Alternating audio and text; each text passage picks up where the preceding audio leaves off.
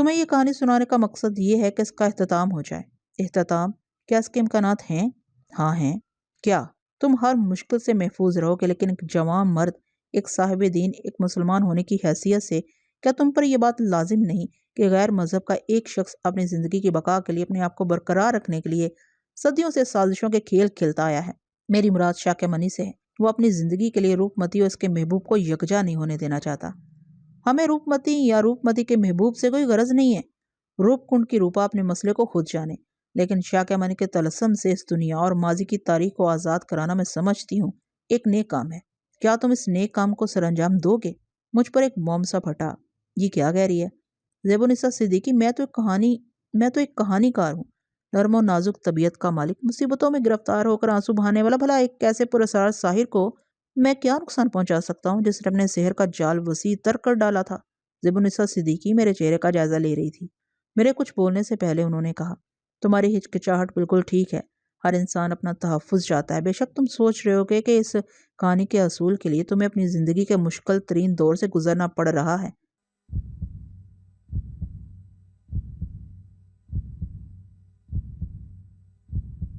کہانی نویس، زندگی میں محنت ہی ہر مشکل کا حل پیش کرتی ہے۔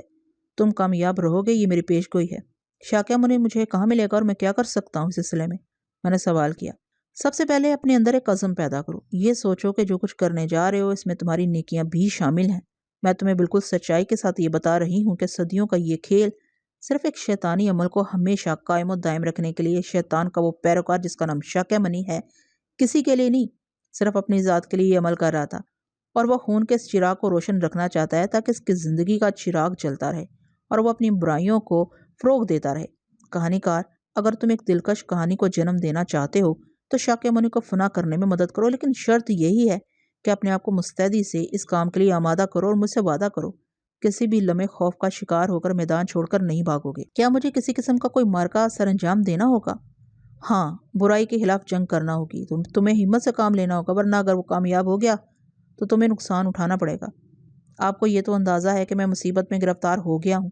پاکستانی جاسوس کی حیثیت سے اگر مجھے دوبارہ گرفتار کر لیا گیا تو سزائے موت کے سوا کچھ نہیں ملے گا۔ حالانکہ یہ بات آپ خوب جانتی ہیں، نہ تو میں پاکستانی جاسوس ہوں، نہ ہی کوئی جرائم پیشہ شخص۔ سب کچھ جانتی ہوں میں، لیکن تمہاری تقدیر نے تمہیں اس دوراہے پر لا کر کھڑا کر دیا ہے۔ ہمت سے کام لو، کامیابی تمہاری ہی ہوگی۔ میں کچھ دیر سوچتا رہا، پھر میں نے کہا، اب بتائیے مجھے کام کیا کرنا ہوگا؟ واپس اسی جگہ پہنچائے دیتی ہوں تمہیں جہاں سے لے کر آئی ہوں۔ وہاں تمہیں میرا وجود بھی ملے گا، لیکن تم سے انجان، بالکل اجنبی کی حیثیت سے۔ تم مجھے شناسا کی نگاہ سے نہیں دیکھو گے۔ وہ لڑکی جو تمہیں وہاں ملی ہے، تم اس کے ساتھ کچھ وقت گزارو گے۔ عظیم ایک ایسا نوجوان ہے جو اس وقت ان کے درمیان نہیں ہے، لیکن وہ لوگ یہی سمجھ رہے ہیں کہ تم عظیم ہو۔ بس تمہیں بہت تھوڑا سا وقت گزارنا ہے، اپنی شناسائیوں کو طوالت نہ دینا، عظیم بن کر ہی لمحے گزارنا۔ شاکیہ منی تم سے یہی کہے گا کہ وہ بوڑھی عورت جو زیب النساء صدیقی ہے اندر موجود ہے، اور تمہیں اسی کا خون کرنا ہے۔ تم رات کی تاریکیوں میں میرے پاس آؤ گے، باقی کھیل میں تمہیں وہی سمجھاؤں گی۔ ٹھیک ہے، میں اس کے لیے تیار ہوں، میں نے جواب دیا۔ یہ ایک تحفہ ہے تمہارے لیے۔ اگر تم اس کام کے لیے خلوص دل سے تیار نہ ہوتے تو شاید میں تمہیں یہ نہ دے پاتی، حالانکہ میں تم سے متاثر ہوں۔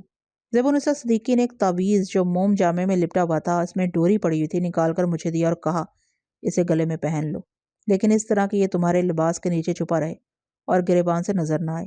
یہ تمہیں ایسی تمام اتفاقیہ مشکلات سے بچائے گا جو کسی بھی شکل میں تم تک آئیں گی۔ اعتماد اور یقین پر قائم رہنا۔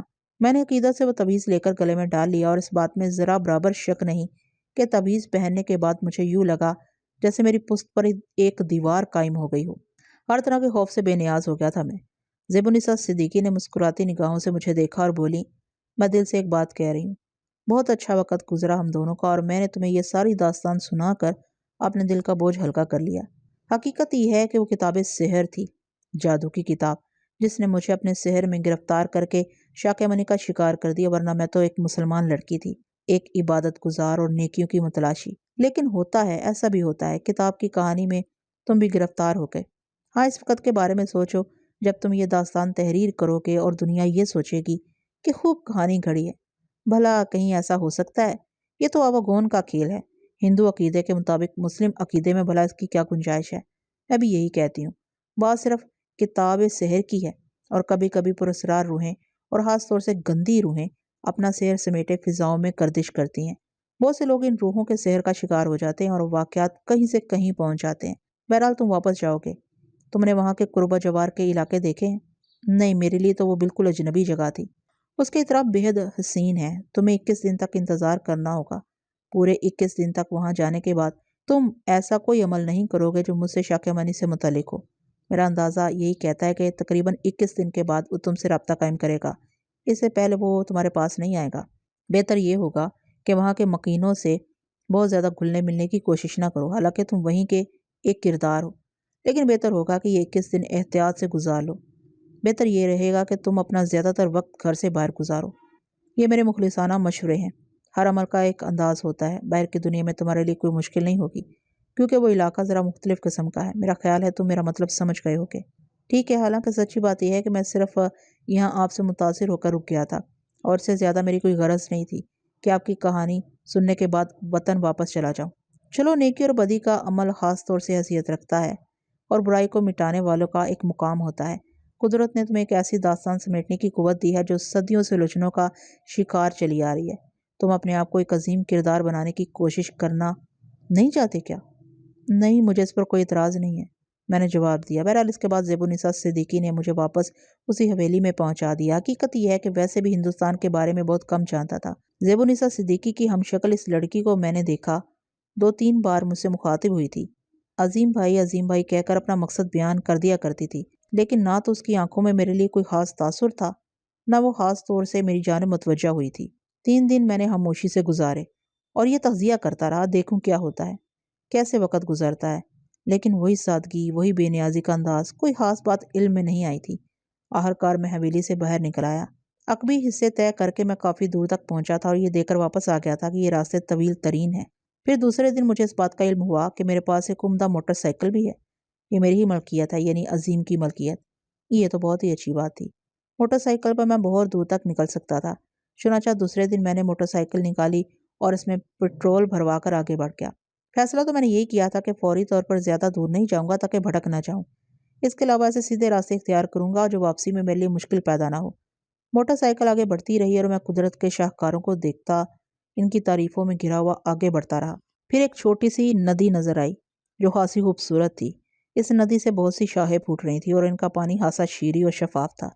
مجھے پیاس لگ رہی تھی، چنانچہ میں نے موٹر سائیکل روک دی اور نیچے اتر کر قرب و جوار کے مناظر سے لطف اندوز ہونے لگا۔ پھر ندی کے کنارے پہنچ کر میں نے گھٹنوں کے بل جھک کر پانی پیا۔ بلا شبہ اس پانی میں بڑی شیرینی تھی۔ میں پانی پی کر اپنی جگہ سے کھڑا ہو گیا اور میری نگاہیں دور دور تک کا جائزہ لینے لگی۔ نہ جانے یہ چھوٹی سی ندی کہاں سے چلی آ رہی تھی، یقیناً کسی پہاڑی علاقے ہی سے آ رہی ہوگی۔ میں صرف دلچسپی کی خاطر اسے دور تک دیکھنے کے لیے آگے بڑھا۔ لمبی لمبی گھاس ندی کے کنارے اگی ہوئی تھی اور ہوا کی لہریں اسے جنبش دے رہی تھیں، جس کی وجہ سے وہ بہت خوبصورت لگ رہی تھی۔ میں ان حسین مناظر کو دیکھتا رہا۔ پھر میری نگاہ کچھ فاصلے پر پڑی۔ لمبی اور ہلتی ہوئی گھاس میں کوئی اور چیز بھی تھی جو اس گھاس سے بالکل مختلف تھی۔ میں اسے دیکھ کر اچھل پڑا۔ یہ نظر کا دھوکہ نہیں تھا، کیونکہ میری نگاہیں کافی تیز تھیں اور وہ چیز مجھے مسلسل نظر آ رہی تھی۔ یہ ایک انسانی ٹانگ تھی جو گھاس سے اونچی تھی اور ہل رہی تھی۔ جب مجھے پوری طرح اس کا اندازہ ہو گیا کہ وہ انسانی ٹانگ ہی ہے تو میں دوڑ کر اس کے پاس پہنچ کر پھر میں نے ایک آدمی کو دیکھا جو گھاس پر پڑا ہوا تھا۔ وہ اوندا پڑا تھا اور کوہنیوں کے بل آگے بڑھنے کی کوشش کر رہا تھا۔ میں نے اسے غور سے دیکھا۔ اس کے میلے کچیلے لباس پر خون کے چھینٹے نظر آ رہے تھے۔ میرے ذہن میں ایک عجیب سا تصور پیدا ہو گیا کہ یہ کیا چکر ہے، کہیں کسی نے اسے قتل کرنے کی کوشش نہ کی ہو اور وہ زخمی کر کے یہاں نہ پھینک گیا ہو۔ مجھے کیا کرنا چاہیے؟ کیا سلسلے میں ٹانگ اڑا دوں یا یہاں سے فرار ہو جاؤں؟ اس شخص نے شاید میرے دوڑتے ہوئے قدموں کی آواز سن لی تھی، اس لیے اس کی جدوجہد رک گئی اور اس نے زمین پر سر لگا دیا۔ میں اس کے قریب پہنچ گیا۔ وقتاً ہی وہ سانپ کسی تیزی سے پلٹا اور اس نے چھپٹا مار کر میری ٹانگ پکڑ لی۔ میں بری طرح دہشت زدہ ہو گیا تھا۔ اس کی گرفت بےحد مضبوط تھی۔ مجھے یوں لگا جیسے میں نے اپنے آپ کو نہ سنبھالا تو وہ میری پنڈلی کی ہڈی توڑ دے گا۔ وقتاً اس کی آواز ابھری، کون ہو تم بھائی، کون ہو؟ اگر تم انسان ہو تو ذرا میرا جواب دو۔ اس نے گردن اٹھا کر میری طرف دیکھا اور ایک بار پھر میرے اوپر ایک عجیب سی کیفیت کا حملہ ہوا۔ اس کی شکل بےحد بھیانک تھی، میلی اور گندی داڑھی، بالکل بے ترتیب، موٹے موٹے ہونٹ، پیلے غلیظ دانت اور انتہائی خوفناک آنکھیں۔ لیکن یہ آنکھیں کہاں تھیں؟ ان کی جگہ 2 گڑھے تھے جن سے خون ابل کر گالوں پر چپک گیا تھا۔ یہ گڑھے تازہ تازہ خون سے بھرے ہوئے تھے اور یہ لگ رہا تھا جیسے اس کی دونوں آنکھیں کسی نے نکال لی ہوں۔ میرے پورے بدن پر کپکپاہٹ دوڑ گئی۔ لاکھ مضبوط صحیح، لیکن یہ خوفناک منظر دیکھ کر اپنے آپ کو سنبھالے نہ سنبھال پا رہا تھا۔ اس کی آواز پھر ابھری، مجھے جواب دو، مجھے جواب دو۔ میں نے اس کے لہجے میں نہایت کرب اور اذیت محسوس کی تھی۔ میں نے اپنے لرزتے ہوئے بدن کو بمشکل تمام سنبھالا اور میرے منہ سے بڑی مشکل سی آواز نکلی، کیا بات ہے، کیا ہوا ہے، کون ہو تم؟ کیا تم مجھے تھوڑا سا پانی پلا سکتے ہو؟ پانی؟ خدا کے واسطے مجھے پانی پلا دو، تمہاری بڑی مہربانی ہوگی۔ اس نے جس عاجزی سے یہ لفظ ادا کیے تھے اس سے میرے دل میں انسانی ہمدردی شدت سے ابھر آئی اور اس جذبے نے میرے خوف کو ختم کر دیا۔ وہ آنکھوں سے اندھا نہ ہوتا تو خود چند فٹ کے فاصلے پر موجود پانی پی لیتا، لیکن وہ بے بس تھا، اسے پانی نظر ہی نہیں آ رہا تھا۔ میرے پاس ایسی کوئی چیز نہیں تھی جس سے میں اسے پانی پلاتا۔ چنانچہ میں آگے بڑھا، میں نے چلو میں پانی بھرا اور اسے چت لیٹ جانے کے لیے کہا۔ اس نے میرا سہارا لینے کے لیے ہاتھ بڑھایا۔ اس کے ہاتھ کی مٹھی بند تھی، لیکن میں نے اس پر غور نہیں کیا۔ اسے چت لٹا کر اس کے کھلے ہوئے منہ میں پانی ڈالنے لگا۔ بہت دیر تک یہ عمل کرتا رہا اور مجھے محسوس ہوا جیسے اس کے جسم میں توانائی پیدا ہو رہی ہو۔ تھوڑی دیر تک وہ پانی پینے کے بعد آنکھیں بند کیے لیٹا رہا، پھر آہستہ سے بولا، میں تمہارا بہت شکر گزار ہوں، تم نے مجھے زندگی کی طرف واپس لوٹا دیا ہے، مجھے اٹھا کر بٹھاؤ۔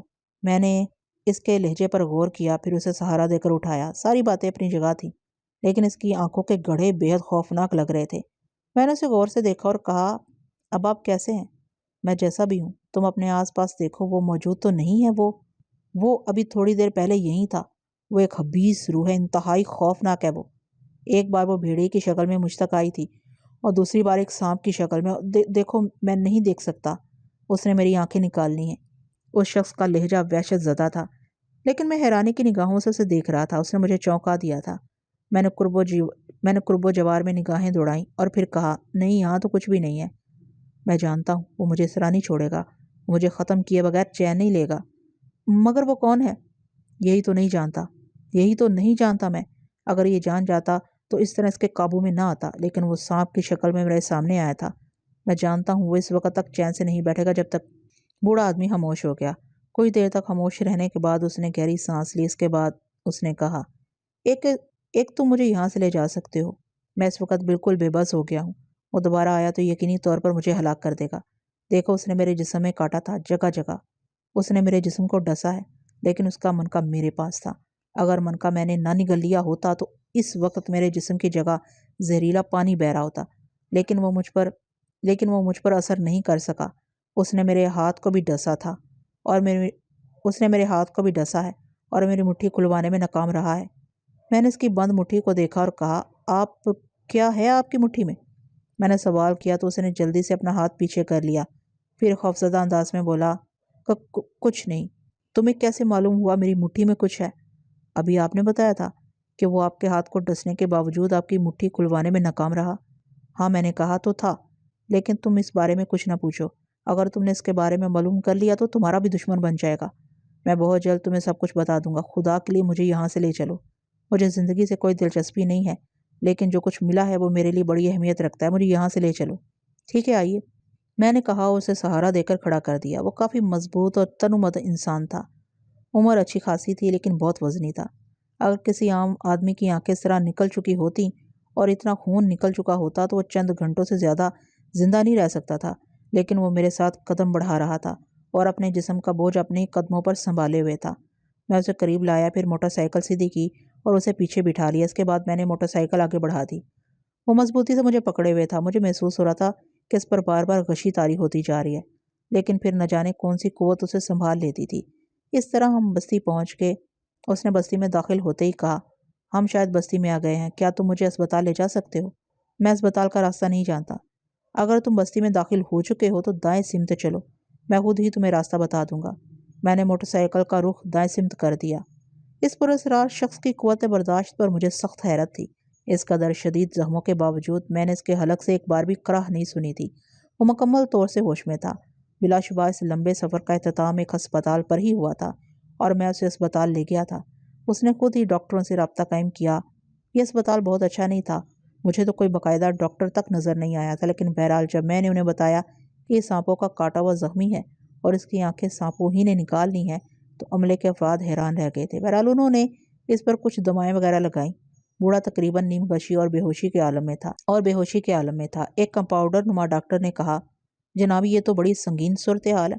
اس اسپتال میں تو کچھ بھی نہیں ہے، کوئی باقاعدہ ڈاکٹر بھی نہیں ہے۔ آپ اسے کسی بڑے اسپتال لے جائیں۔ جو کچھ بھی ہے یہیں کر لیجئے، مجھے اس شہر سے کوئی واقفیت نہیں ہے۔ بہرحال وہ بے ہوش ہو چکا تھا۔ وہ لوگ بیچارے بھاگ دوڑ کرتے رہے، میری سمجھ میں کچھ نہیں آ رہا تھا اور میں بڑا پریشان تھا۔ کافی دیر کے بعد بوڑھے کو ہوش آ گیا۔ اس دوران اس کی مٹھی بند ہی رہی تھی۔ پھر اس نے کہا، میں کہاں ہوں؟ اسی اسپتال میں جس کا تذکرہ آپ نے کیا ہے۔ بس میں یہی چاہتا تھا کہ مجھے کسی محفوظ جگہ پہنچا دیا جائے، باقی میری اپنی قوت برداشت خود میرا ساتھ دے گی۔ لیکن مجھے تو یہ بتا دیں کہ یہ سب کیا ہے۔ بس یوں سمجھ لو کہ ایک مشکل آ پڑی ہے مجھ پر۔ میں نے ایک چلہ کیا تھا، ایک ایسا چلہ جس میں زمانہ قدیم کے شیطان صفت سادو کو اپنے قابو میں لانے کی کوشش کی تھی۔ وہ قدیم دور کا ایک ایسا شیطان ہے جس نے لمبی عمر پانے کا راز حاصل کر لیا ہے۔ میں نے چلہ کشی کے بعد ایک ایسا پتھر حاصل کیا جس سے مجھے اس شیطان کو قابو کرنے میں آسانی ہو جائے۔ پتھر میری مٹھی میں ہے اور وہ اسے حاصل کرنے کے لیے مجھ پر طرح طرح کی مشقیں کر چکا ہے، کبھی سانپ بن کر، کبھی بھیڑیا بن کر۔ لیکن اگر یہ پتھر میں کسی تالاب میں ڈال دوں تو اس کی قوتیں ختم ہو جائیں گی، اور مجھے اس کی ہدایت ملی ہے۔ لیکن افسوس ذرا سی جلد بازی مجھ سے ہی ہو گئی، جس کے نتیجے میں اسے میری چلہ کشی کا علم ہو گیا۔ اس نے اس پتھر کے حصول کے لیے مجھے طرح طرح کی اذیتیں دی ہیں، لیکن میں چاہتا ہوں میں یہ پتھر کسی جوہڑ میں ڈال دوں، اس کی قوتیں ختم ہو جائیں گی اور اس طرح صدیوں کی یہ کہانی دفن ہو جائے گی۔ یہ کہانی ایک عمل ہے۔ بہرحال اگر مجھے ذرا سی بھی مہلت ملے تو میں اپنی زندگی کی پرواہ کیے بغیر اپنا یہ مذہبی فرض سر انجام دوں۔ بڑی عجیب کہانی ہے آپ کی۔ ہاں، کیا تم مسلمان ہو؟ اللہ کے فضل سے۔ کوئی ایسی جگہ تمہارے علم میں ہے جو آس پاس جوہڑ کی شکل میں ہو؟ میں نہیں جانتا، لیکن تلاش کر سکتا ہوں۔ مجھے زندگی سے زیادہ دلچسپی نہیں ہے، یوں سمجھ لو ایک عاملہ نے مجھے اس کے لیے ہدایت کی تھی، اور میں اس قدر عقیدت مند ہوں کہ اپنی زندگی کی قیمت پر اس کی ہدایت پر عمل کرنا چاہتا ہوں۔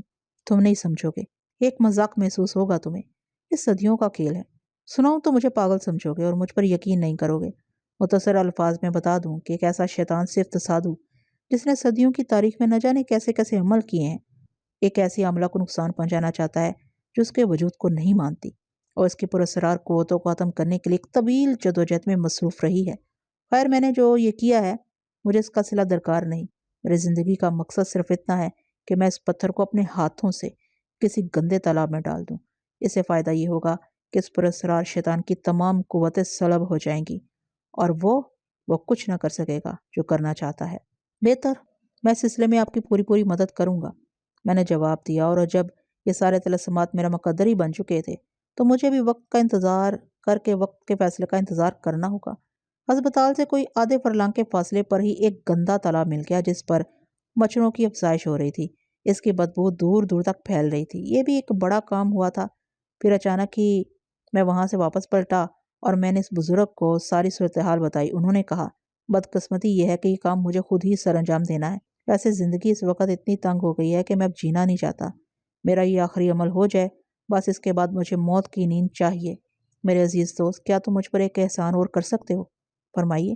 نہ صرف یہ پتھر میں اس جوہڑ میں پھینکنا چاہتا ہوں، بلکہ اس کے بعد میں زندگی سے دور جانا چاہتا ہوں۔ تو میرے لیے قبر بھی کھود دو تاکہ مرنے کے لیے میں وہاں لیٹ کر انتظار کروں۔ یہ ایک غیر حقیقی عمل ہوگا۔ آپ نہیں جانتے کہ میری کیا کیفیت ہے۔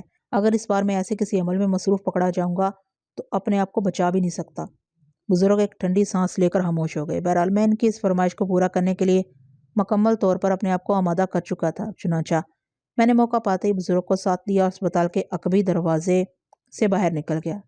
بزرگ کی مٹھی اس طرح بند تھی، نہ جانے کیسے کیسے میں انہیں موٹر سائیکل پر بٹھا کر اس طرف چل پڑا۔ بزرگ نے اس جوہڑ کی موجودگی کو محسوس کر لیا تھا۔ پھر وہ پتھر انہوں نے جوہڑ میں پھینک دیا اور میری نگاہوں کے سامنے ایک عجیب و غریب منظر ابھر آیا۔ جوہڑ سے آگ کے شعلے بلند ہوئے تھے اور یوں لگا تھا جیسے پورے جوہڑ میں آگ لگ گئی ہو۔ بزرگ نے آگ کی اس تپش کو محسوس کیا اور مجھ سے بولے، خدا تمہیں ہمیشہ ہمیشہ خوش رکھے۔ تم نہیں جانتے تم نے تاریخ میں کیسی انوکھی تبدیلی رونما کی ہے۔ اب زیب النساء صدیقی اس پر وار کرے گی تو وہ اپنی مدافعت صحیح طور پر نہیں کر پائے گا۔ بزرگ کے منہ سے یہ الفاظ سن کر میں سکتے میں رہ گیا۔ کچھ لمحے خاموش رہنے کے بعد انہوں نے مجھے آواز دی، کہاں ہو تم؟ ہیں کیا تم اسے جانتے ہو؟ یہ نام تمہارے علم میں کیسے آیا؟ آپ نے بھی زیب النساء صدیقی کا تذکرہ کیا؟ ابھی آپ نے مجھ سے کہا تھا۔ او، میں ذہنی طور پر معطل ہوتا جا رہا ہوں۔ میں نے تم سے شاکیہ منی کا تذکرہ نہیں کیا۔ بزرگ نے سوال کیا، میرا سر چکرا گیا۔ میں نے ان سے کہا، کیا آپ نے شاکیہ منی کے بارے میں کچھ کہا ہے؟ تم جانتے ہو اسے؟ میں نے مصلحتاً نہیں کہا۔ بوڑھا خاموش ہو گیا تھا۔ بہرطور راز ہی ہوا کرتے ہیں۔ میں نے جس حد تک ان بزرگ کی مدد کی تھی بس اتنا ہی کر سکتا تھا۔ اس کے علاوہ بے شک بزرگ نے کچھ انوکھے انکشافات کیے تھے، لیکن زیب صدیقی نے مجھے کوئی ایسی ہدایت نہیں کی تھی، اس لیے مجھے اس سلسلے میں بہت زیادہ آگے بڑھ کر کام نہیں کرنا تھا۔ وقت بہت ہو گیا تھا اور میری واپسی لازمی تھی، چنانچہ میں بزرگ سے اجازت لے کر واپس حویلی میں آ گیا۔ یہاں کے معمولات میں کوئی تبدیلی نہیں آئی تھی، البتہ یہ رات میرے لیے خاصی مشکل رات رہی تھی۔ وہ بزرگ بار بار ذہن میں آ جاتے تھے۔ شاکیہ منی اور زیب صدیقی کا سارا معاملہ اس قدر الجھا ہوا تھا کہ میری عقل اس الجھن کا حل تلاش کرنے میں مکمل طور پر ناکام رہتی تھی۔ زیب صدیقی ان کوششوں میں مصروف تھی کہ شاکیہ منی کی پراسرار قوتوں کا خاتمہ کر دیا جائے، اور اس سلسلے میں انہوں نے جو کچھ عمل کیے تھے وہ بہرحال میرے علم میں نہیں تھے، البتہ بزرگ سے مجھے خاصی دلچسپی پیدا ہو گئی تھی۔ دوسرے دن سب سے پہلے میں نے موٹر سائیکل سٹارٹ کی اور لمبا فاصلہ طے کرنے کے بعد اسپتال پہنچ گیا۔ عملے کے افراد معمول کے مطابق مصروف تھے۔ میں اس جگہ پہنچا جہاں بزرگ موجود تھے، لیکن مجھے ان کی چارپائی خالی ملی تو میں نے ان کے بارے میں سوال کیا۔ وہ تو کل ہی چلے گئے تھے یہاں سے۔ کہاں؟ یہ تو مجھے نہیں معلوم۔ ہم نے انہیں جوہر کی طرف جاتے ہوئے دیکھا تھا۔ پھر اس کے بعد میں نے جس قدر میرے لیے ممکن ہو سکتا تھا ان بزرگوں کو تلاش کیا، لیکن ان کا کوئی وجود نہیں ملا تھا۔ اس سے زیادہ میں کیا کرتا؟ یہ سارے پراسرار معاملات زندہ طلسمات تھے جن سے میری عقل خبت ہو کر رہ گئی تھی۔ میں جو کچھ بھی سمجھ پایا تھا وہ میرے لیے ناقابل فہم تھا، اسے سمجھا تو جا ہی نہیں سکتا تھا۔ واقعی کبھی کبھی تو میں یہ بھول جاتا تھا کہ میں کس سلسلے میں ان ساری ہنگامہ آرائیوں میں ملوث ہوں۔ یوں لگتا تھا کہ جیسے میری بہت زیادہ دلچسپی میرے لیے سزا بن گئی ہو، اور واقعی میں یہ سزا ہی بھگت رہا تھا۔ بہرحال کوٹھی واپس آ گیا۔ یہ جگہ میرے لیے گوشہ عافیت تھی، اور یہاں آنے کے بعد مجھے ایسا محسوس ہوتا تھا جیسے میں کسی پرسکون حصار میں ہوں، اور سب سے بڑی بات یہ تھی کہ یہاں زیب صدیقی تھی۔ وہ اس طرح پوشیدہ تھی کہ عالم حالات میں اس کا سراغ نہیں مل سکتا تھا۔ میں تو کسی سے اس کے بارے میں پوچھ بھی نہیں سکتا تھا وہ یہاں کیا حیثیت رکھتی ہے، اور اس کی ہمشکل لڑکی تھی جس کا مجھے زیب صدیقی سے صحیح رشتہ بھی معلوم نہیں تھا۔ اور کیسا انوکھا طلسم تھا یہ، میں نے اپنے دماغ سے نہیں کھڑا تھا۔ جو کچھ میری نگاہیں دیکھ رہی تھی، کبھی کبھی تو مجھے یوں محسوس ہوتا تھا جیسے میں اپنی کسی کہانی کے حصار میں گرفتار ہو گیا ہوں اور ایک دائرے میں گھوم رہا ہوں۔ کہانی آگے نہیں بڑھ رہی، میرے اعضاء ایسے موقعوں پر مفلوج ہونے لگتے تھے۔ حویلی میں میرے لیے ایک اچھی فضا موجود تھی، چنانچہ میں جیسے ہی حویلی میں داخل ہوا ایک ملازم نے مجھے اطلاع دی۔ دادا صاحب آپ کو یاد کر رہے تھے، انہوں نے کہا ہے کہ جیسے ہی عظیم میاں آئے انہیں ان کے پاس بھیج دیا جائے۔ میرے اوسان خطا ہو گئے، میں ان دادا صاحب کو ہی نہیں جانتا تھا۔ میں نے ملازم سے کہا، کہاں ہیں وہ اس وقت؟ اپنے کمرے میں۔ آؤ میرے ساتھ، ذرا پوچھوں ان سے، آ جاؤ۔ ملازم گردن جھکا کر میرے ساتھ چل پڑا تھا۔ میں نے جان بوجھ کر اپنے قدم پیچھے رکھے، اور جب ملازم ایک کمرے کے سامنے جا کر رک گیا تو میں نے اسے کہا، بس ٹھیک ہے تم جاؤ۔ کمرے کا دروازہ کھول کر میں اندر داخل ہوا۔ میں نے انہی بزرگ کو دیکھا جن کے بارے میں میرا اندازہ تھا کہ یہی دادا صاحب ہو سکتے ہیں۔ میں نے انہیں سلام کیا تو وہ بولے، آؤ عظیم، کیا بات ہے، تمہاری طبیعت ٹھیک ہے؟ ان دنوں کچھ اداس سے لگتے ہو، کچھ الجھے ہوئے بھی ہو۔ نہیں، ایسی کوئی بات نہیں، فرمائیے آپ نے مجھے کیسے یاد کیا تھا؟ بھائی وہ ذرا رام نگر جانا ہے، کچھ چیزیں بھجوانی ہیں مجھے اپنے ایک شناسا کے ہاں۔ میں تمہیں اس کے بارے میں تمام تفصیلات بتائے دیتا ہوں، یہ چیزیں وہاں دے کر چلے آؤ۔ اور سنو، ایک بات میں خاص طور سے کہوں گا تم سے، ذرا مختلف قسم کی جگہ ہے، پریشان ہونے کی ضرورت نہیں، بس تمہیں یہ چھوٹا سا کام سر انجام دینا ہے۔ تم ایک بہادر لڑکے ہو، یہ کام کر سکتے ہو۔ بات میری سمجھ میں بالکل نہیں آئی تھی، لیکن بہرحال یہ حکم تھا، چنانچہ میں نے گردن ہلا دی۔ پھر دادا صاحب نے مجھے 2 پیکٹ دیے تھے، ان میں کیا تھا یہ مجھے معلوم نہیں، لیکن بہرحال میں نے دادا صاحب سے وعدہ کر لیا تھا۔ میں نے ان سے ان جگہ کے بارے میں تمام تفصیلات پوچھی۔ ابھی جو وقت میرے پاس تھا میں اس کی تکمیل کر لینا چاہتا تھا، حالانکہ میں نہیں جانتا تھا کہ ان پیکٹوں میں کیا ہے، اور دادا صاحب نے جن لوگوں کے پاس یہ پیکٹ پہنچانے ہیں ان کے بارے میں جو الفاظ کہے ہیں ان کا مفہوم کیا ہے۔ بہرحال میں چل پڑا تھا۔ دادا صاحب نے جو پتہ بتایا تھا، اس پتے پر پہنچتے ہوئے میرے ذہن میں بے شمار خیالات رقصاں آ رہے تھے۔ میں نے سوچا تھا کہ چلو اچھا ہے، جتنا مجھے یہاں انتظار کرنا ہے اتنا وقت اس طرح آسانی سے گزر جائے گا، اور آخرکار میں اپنا مقصد پورا کروں گا۔ ویسے اس دوران میں نے اخبارات کے ذریعے یہ بھی جائزہ لینے کی کوشش کی تھی کہ میرے سلسلے میں کیا کارروائی ہو رہی ہے، لیکن اب میری حیثیت اس قدر زیادہ بھی اہم نہیں تھی کہ اخبارات میرے بارے میں لکھنا شروع کر دیتے۔ بہرحال میں دادا جان کے بتائے ہوئے پتے پر پہنچ گیا۔ ایک بسیدہ سا مکان تھا۔ بیل بجانے پر دروازہ آہستہ سے کھلا اور ایک شکل اسے برآمد ہوئی۔ یہ ایک عورت تھی جس کے چہرے کے نقوش غیر معمولی سے محسوس ہوتے تھے۔ میں نے اسے سلام کیا، اس نے میرے سلام کا جواب نہیں دیا اور سامنے سے ہٹ گئی۔ اندر آ جاؤ، یہ کچھ پیکٹ ہیں جو آپ کے لیے بھجوائے گئے ہیں۔ دروازے پر ہی کھڑے رہو گے یا اندر آ کر مرو گے؟ عورت نے عجیب سے انداز میں مجھ سے کہا، اور میں خاموشی سے اس کے ساتھ اندر چل پڑا۔ اندر ایک تاریک سا حال تھا، اس کے بعد ایک کمرہ۔ کمرے میں ایک مدھم سا لیمپ روشن تھا۔ میں نے دونوں پیکٹ نکال کر اس کے سامنے رکھے تو وہ بولی، مرے مت جاؤ، اتنی دور سے آئے ہو تو کچھ دیر بیٹھو۔ کیا تم بالکل ہی بے وقوف ہو؟ کسی کے پاس جاتے ہیں تو اس طرح جیسے کھڑے کھڑے باہر دوڑ جائیں گے؟ بیٹھو، ہمیں ایک دوسرے سے تعارف کرنا چاہیے۔ انسان کو انسان سے کام ہوتا ہی ہے۔ تمہارا نام کیا ہے؟ محترمہ، میں صرف ایک کام سے آیا ہوں، آپ ناموں کے چکر میں کیوں پڑی ہوئی ہیں؟ آپ یہ پیکٹ لیجیے اور مجھے جانے کی اجازت دیجیے۔ جواب میں اس کے ہونٹوں پر ایک مکروہ سی مسکراہٹ پھیل گئی۔ پھر اس نے کہا، یہاں آنے والے اتنی آسانی سے واپس نہیں جاتے۔ تم نے مجھ سے میرے بارے میں نہیں پوچھا، جانتے ہو میں کون ہوں؟ جی میں بالکل نہیں جانتا۔ جادوگرنی ہوں، میں خطرناک جادوگرنی، اس نے مکروہ سی مسکراہٹ کے ساتھ کہا اور میرے بدن کے رونگٹے کھڑے ہو گئے۔ حالانکہ میں اتنا بزدل انسان نہیں تھا، لیکن اس وقت اور بے ترپے پیش آنے والے واقعات نے صحیح معنوں میں مجھ سے میرا حوصلہ چھین لیا تھا۔ جادو نگری میں کیسے کیسے مشکل معاملات میں پھنسا تھا میرا دل ہی جانتا تھا۔ میں نے تو بڑا تیر مارنا چاہا تھا کہ ایک ایسی کہانی لکھوں جو اصل ہوگی، لیکن یہاں الٹی آنتیں گلے پڑ گئی تھیں۔ میں اسے دیکھنے لگا، پھر میں نے کہا، کیا فرمایا آپ نے؟ میں ایک جادوگرنی ہوں، کیا سمجھے؟ خوب، گویا آپ جادوگرنی ہیں؟ ہاں، میرے آقا نے مجھ سے یہی کہا ہے۔ آپ کا آقا کون ہے؟ شیطان ابلیس۔ عورت غالباً مجھے بیوقوف بنانے پر تلی ہوئی تھی۔ میں نے کہا، ٹھیک ہے محترمہ ابلیسا، اب تو مجھے جانے کی اجازت دے دیجیے، میں اب چلتا ہوں۔ میں واپسی کے لیے مڑا، لیکن دوسرے ہی لمحے چکرا کر رہ گیا۔ جس دروازے سے میں اندر داخل ہوا تھا اس کا نام و نشان نہیں تھا، دروازہ ہی غائب ہو گیا تھا۔ حالانکہ میں اسی دروازے سے اندر آیا تھا اور مجھے آئے ہوئے چند منٹ سے زیادہ بھی نہیں ہوئے تھے۔ میں نے اس کمرے میں چاروں طرف نگاہیں دوڑائیں۔ وہ کمرہ عام کمروں ہی کی طرح تھا، جس میں ایک آرام دہ کرسی پڑی ہوئی تھی اور سامنے میز موجود تھی۔ مجھے آرام کرسی اور میز دونوں دکھائی دے رہی تھی، مگر ان دونوں کے قریب جہاں دروازے کو ہونا چاہیے تھا وہاں اب دیوار نظر آ رہی تھی۔ میں ایک دوسری سمت چل پڑا، مگر دروازہ تو وہاں بھی موجود نہیں تھا۔ پورے کمرے میں سرے سے کوئی دروازہ ہی موجود نہیں تھا۔ میں نے خوفزدہ نگاہوں سے عورت کو دیکھا اور پھر عاجزی سے کہا، محترمہ، براہ کرم مجھے دروازہ بتا دیجیے، میں جانا چاہتا ہوں۔ تم جانا چاہتے ہو، مگر کہاں سے جاؤ گے؟ یہاں تو کوئی دروازہ ہی نہیں ہے۔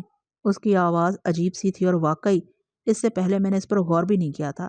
یہ آواز تقریباً تیز قسم کی سرگوشی محسوس ہوتی تھی۔ میں نے اسے وحشت بھری نظروں سے دیکھتے ہوئے کہا، دیکھیے آپ پلیز، میں چاہتی ہوں تم کچھ دیر یہاں رکو۔ میں تمہاری آمد کو اپنی خوش قسمتی سمجھتی ہوں۔ 1000 سال سے شدید تنہائی کا شکار ہوں۔ میرے منہ سے زیادہ کچھ نہیں نکلا تھا۔ اچھا یہ بتاؤ، چائے پیو گے؟ تم بیٹھو تو صحیح، میں ابھی آئی، اس نے کہا اور ایک جانب مڑ گئی۔ میری نگاہیں اس کا تعاقب کر رہی تھیں۔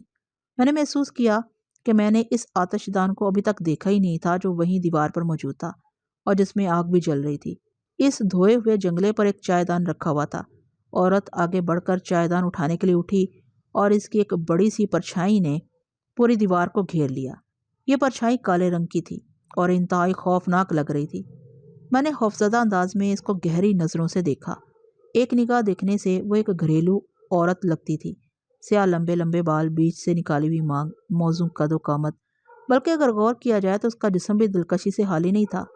لیکن اس نے کہا تھا کہ وہ 1000 سال سے ہو سکتا ہے کہ وہ ایک پرمزاح عورت ہو اور سنجیدگی سے مذاق کرنا جانتی ہو۔ اور پھر وہ بوڑھے دادا جان جنہوں نے مجھے یہاں بھیجا تھا، لگتا تھا ہندوستان کی بجائے میں کسی طلسمی وادی میں پہنچ گیا ہوں۔ اور ایک بار پھر میں نے اس عورت کو غور سے دیکھا۔ اس کی ناک کسی طوطے کی چونچ کی مانند مڑی ہوئی تھی، آنکھیں چھوٹی تھیں، باقی نقوش شام سے تھے۔ اس نے کہا تھا کہ وہ جادوگرنی ہے۔ ہو سکتا ہے وہ سنجیدہ مذاق کرنے کی عادی ہو، لیکن میرا حلیہ ہی بگڑا ہوا تھا۔ بہرحال وہ وہاں سے واپس پلٹی اور اس نے چائے کا پیالہ میری طرف بڑھاتے ہوئے کہا، لو چائے پیو۔ میں نے پیالہ اس کے ہاتھ سے لے لیا اور ادھر ادھر دیکھنے لگا۔ آتش دان کی آگ ہولے ہولے جل رہی تھی، اندر گرمی ہی گرمی تھی۔ میں نے سوچا کہ چائے پی کر یہاں سے نکل لیا جائے۔ میں نے ایک نگاہ اس پر ڈالی تو میں نے محسوس کیا کہ وہ میز کی دوسری جانب سے مجھے گھور رہی ہے۔